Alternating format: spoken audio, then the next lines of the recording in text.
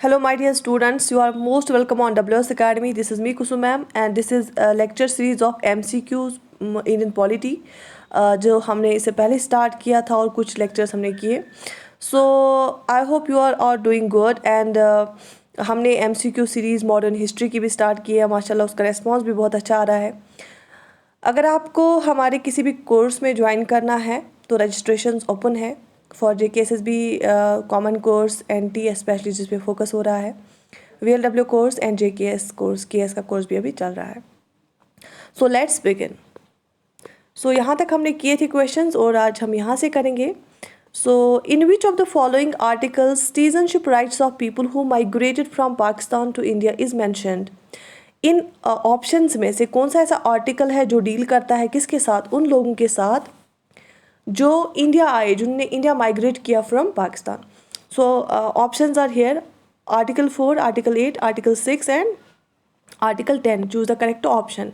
तो आप लोगों को पता होगा दैट जो सिटीजनशिप में आते हैं ये आर्टिकल, सिटीजनशिप आती है पार्ट सेकंड में. आप याद रख लेना, पार्ट सेकंड में आती है. और जो आर्टिकल 5 to 10 डील करते हैं सिटीजनशिप के साथ. ठीक है, तो आप बताइए इनमें से कौन सा आर्टिकल डील करता है किस प्रोविजन के साथ? Citizenship related to those persons who have migrated from Pakistan to India. So right option is article 6. ठीक है, सो ये आता है पार्ट सेकंड में. सिटीजनशिप में आर्टिकल 5 to 11 इसके साथ डील करता है. Here is the explanation, you can read it from here. And another question, the federal court of India was established in. Federal court of India कब establish किया गया? आप सबको पता होगा गवर्नमेंट ऑफ इंडिया एक्ट 1935 में उस एक्ट में दिया गया था setup of the federal court. So उसके बाद फिर उसको सेटअप किया गया. Options are 1947, 46, 35 and 37. सो इसको कब सेटअप किया गया? 1935 एक्ट में ये था, लेकिन इसको सेटअप फिर किया गया 1937 में. ठीक है, so the right option is 1937. तो here is the explanation. Another question, all proceedings in the supreme court in every high court will be in. जितनी भी प्रोसीडिंग्स होती है सुप्रीम कोर्ट में और हाई कोर्ट में वो किस लैंग्वेज में होंगी? Hindi, English, Hindi and English, English और हिंदी. सो मैंने आपको ये सुप्रीम कोर्ट वाले चैप्टर में पढ़ा है और प्लस मैंने आपको ये उस चैप्टर में पढ़ा है. किस वाले चैप्टर में? लैंग्वेज वाले चैप्टर में. ठीक है, जब हम लैंग्वेज के बारे में पढ़ते हैं तो सुप्रीम कोर्ट में, स्पेशली सुप्रीम कोर्ट की अगर हम बात करेंगे, लैंग्वेज रखी गई है इंग्लिश. हर एक ऑर्डर जो है इंग्लिश में आना चाहिए. और जो हाई कोर्ट से उसमें हम गवर्नर परमिशन दे सकता है कि फिर आप कोई और लैंग्वेज यूज़ कर सकते हैं, लेकिन इंग्लिश प्राइमरीली रखा गया है both in supreme court and high court. Here is the explanation. The Constitution provides that all proceedings in the Supreme Court of India, the country's highest court, and the High Court shall be in English. Parliament has power to alter this law, but has not done so. तो parliament के पास power है alter करने का इस law को, लेकिन अभी तक उन्होंने नहीं किया है. क्योंकि आप सबको पता होगा दैट जो द्राविडियन पार्ट है, सदर्न पार्ट ऑफ इंडिया है, वो स्टेट्स जो है अभी भी उनको हिंदी पे फोकस नहीं करते हैं. उन स्टेट्स के जो लोग हैं वो हिंदी नहीं बोलते हैं, या तो वो इधर वो तमिल, तेलुगु, कन्नड़ बोलते हैं और इंग्लिश. सो इंग्लिश एक लैंग्वेज है यहाँ पे जो यूनिफाई करती है पूरी कंट्री को, इसलिए सुप्रीम कोर्ट और हाई कोर्ट में इंग्लिश ही यूज़ होती है. The president of the union of India has the same constitutional authority as the. हमारा जो यूनियन ऑफ इंडिया का प्रेसिडेंट है उसको जो कॉन्स्टिट्यूशनल अथॉरिटी है वो सेम है. किसकी तरह सेम है? एज अ ब्रिटिश मोनार्क, जो ब्रिटिश का मोनार्क है, जो ब्रिटिश का हेड होता है स्टेट का. प्रेसिडेंट ऑफ USA, क्या वो प्रेसिडेंट ऑफ USA की तरह है? प्रेसिडेंट ऑफ पाकिस्तान, क्या वो प्रेसिडेंट ऑफ पाकिस्तान की तरह है? प्रेसिडेंट ऑफ फ्रांस, क्या वो प्रेसिडेंट ऑफ फ्रांस की तरह है? जो हमारा प्रेसिडेंट होता है इंडिया का वो किसकी तरह है उसकी authority? So the right option is British monarch. क्योंकि ब्रिटेन में भी जो होता है prime minister form of government है, और यहाँ पे भी prime minister form of government है.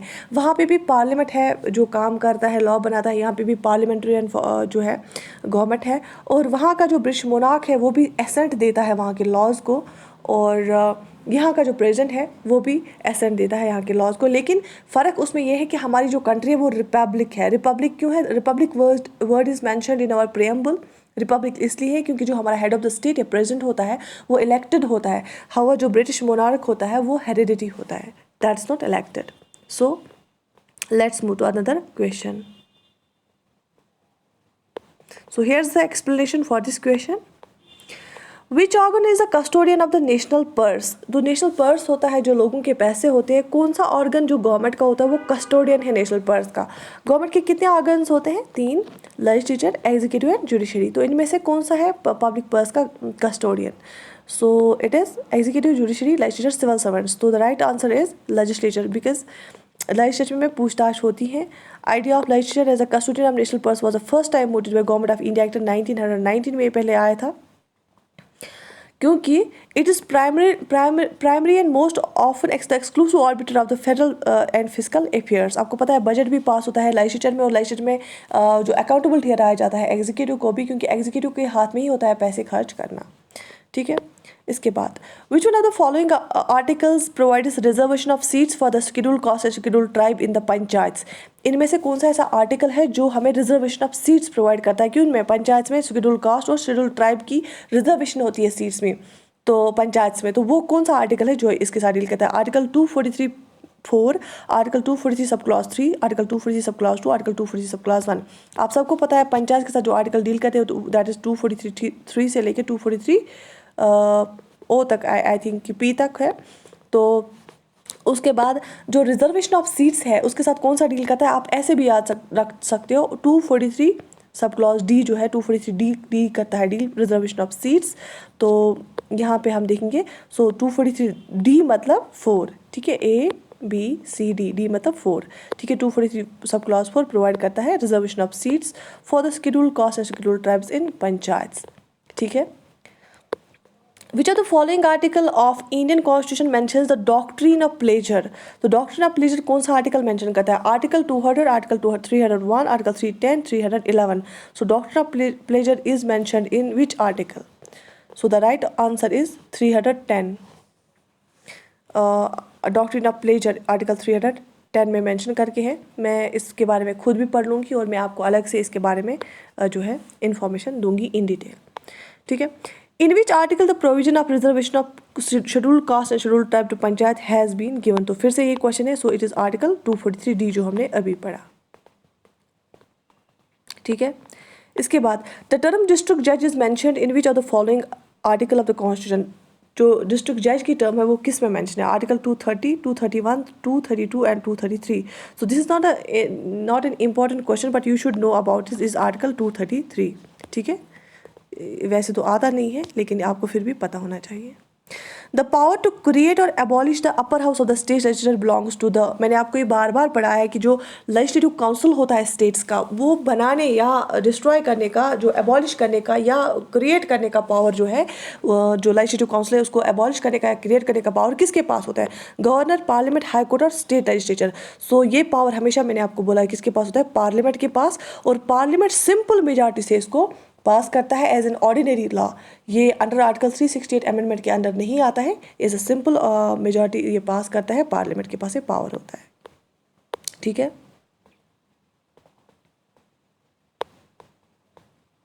Which part of the Indian constitution is known as code of administrators, ठीक है। तो कोड ऑफ एडमिनिस्ट्रेटर्स कौन सा पार्ट डील करता है? आर्टिकल 4। क्यों? देखो आर्टिकल 4 में है directive principles of state policy. इसमें कौन से आर्टिकल्स आते हैं? पार्ट 4 में आते हैं आर्टिकल 36 से लेके 51 तक, ये आपको मैंने पढ़ाया है, ठीक है। अच्छा,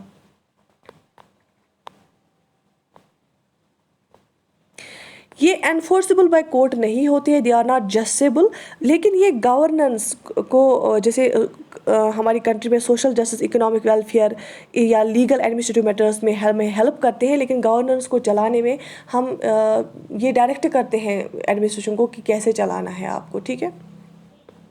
आर्टिकल जो है 36 से लेकर 51 तक इसके साथ डील करते हैं पार्ट 4 में DPSPs। Which article of the Constitution provides safeguards to Naga customary and their social practices against any act of Parliament?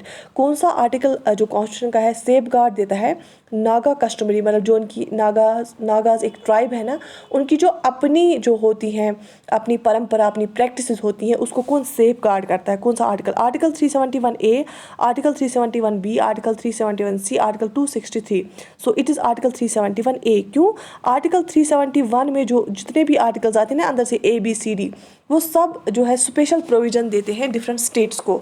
Article 371A जो है ये नागालैंड को स्पेशल प्रोविज़न देता है। जो बी वाला है आर्टिकल 371B मैंने प्रीवियस लेक्चर में आपको कराया, ये असम को देते हैं आर्टिकल 371B।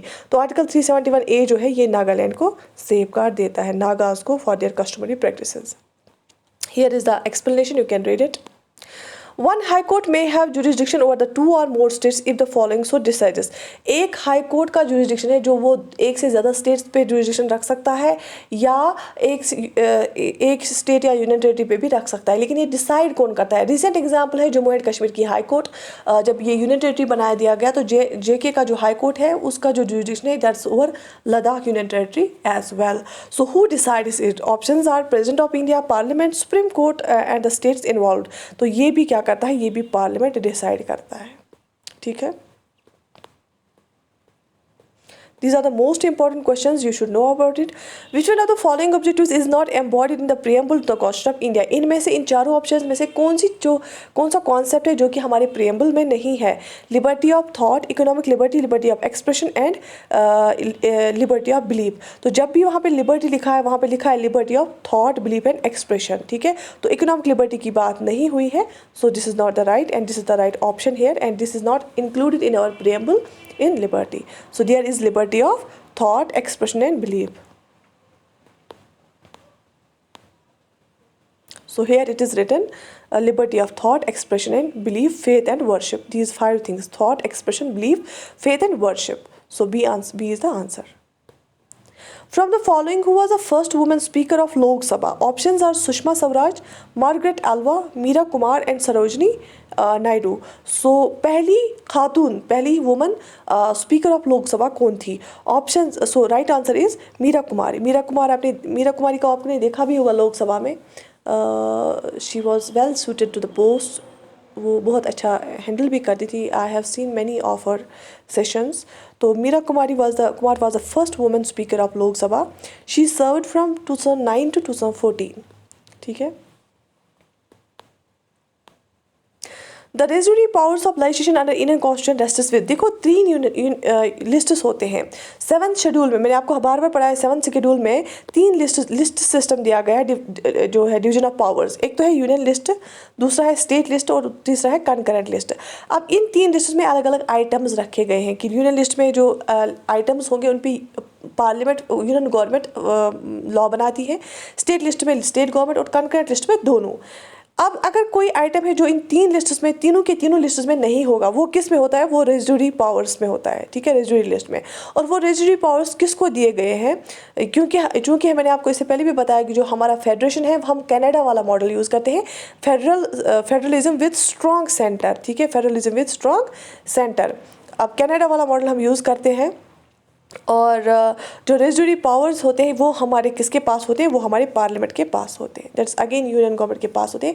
तभी हमारा जो सेंटर होता है वो स्ट्रॉन्ग होता है, क्योंकि पार्लियामेंट के पास वो पावर्स भी होते हैं जो 3 लिस्ट में से किसी भी लिस्ट में नहीं है। वो सारे रेजुरी पावर्स होते हैं जो कि पार्लियामेंट के पास होते हैं। और एक्सप्लेनेशन में आप देख भी सकते हैं आर्टिकल 248 सब क्लॉज 2 इसके साथ डील करता है। Appointment for all India services are made by. Appointments जो होती है ना ऑल इंडिया सर्विस में, वो कौन करता है? UPSC, प्रेसिडेंट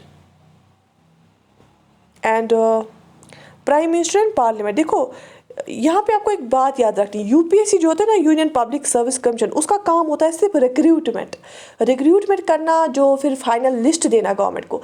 उसके बाद अपॉइंटमेंट उनकी करना UPSC का काम नहीं होता है, दैट्स ऑफ प्रेसिडेंट।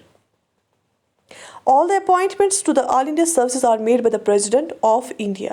ठीक है, IAS हो, IPS हो और IFS हो, हर एक।